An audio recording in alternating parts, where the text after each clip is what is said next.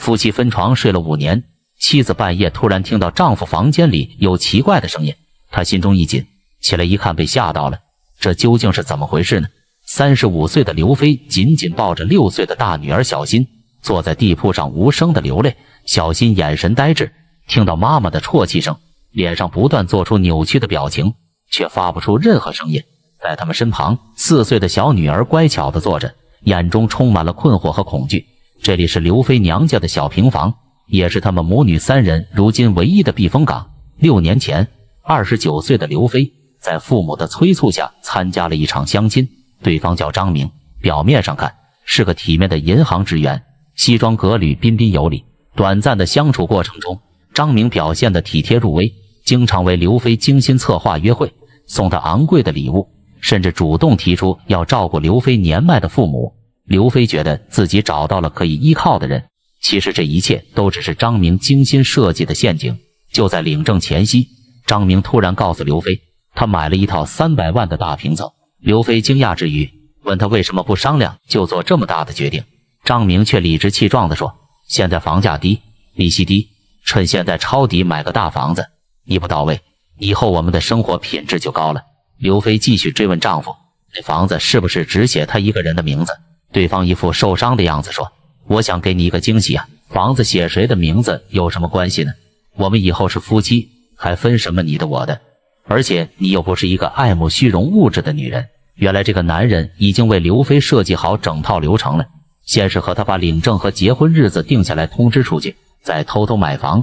这个时间那可是反复权衡过的，买得太早，刘飞一不高兴就飞了；买得晚，那就变夫妻共同财产了。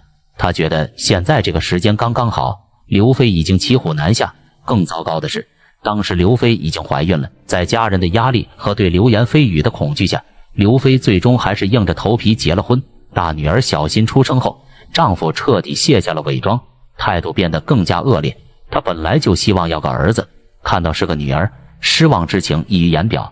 他甚至当着刘飞的面说，生个丫头片子有什么用，连传宗接代都做不到。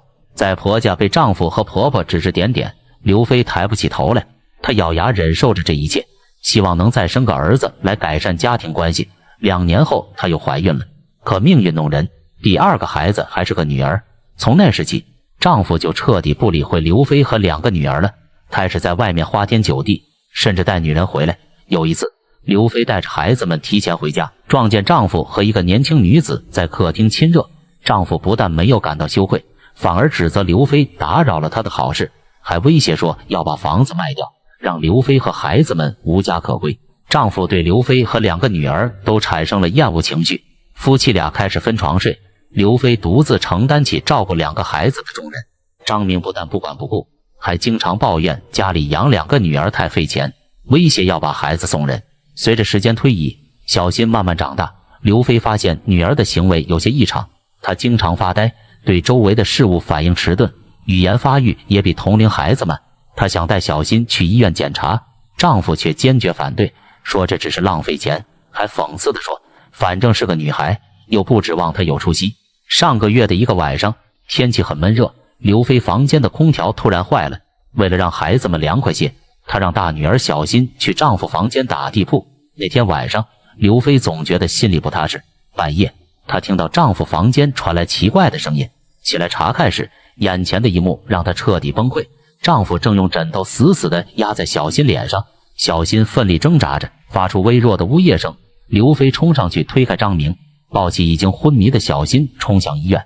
在医院里，刘飞得知一个更加令人心碎的事实，小新本来就有早期认知功能障碍，这次的窒息事件让他的情况更加恶化，会影响他今后的智力发展。警方介入调查后，丈夫竟然无耻地辩解说自己只是一时冲动，试图为自己开脱，想要逃脱法律制裁。这番行为彻底击碎了刘飞对这段婚姻的最后一丝幻想。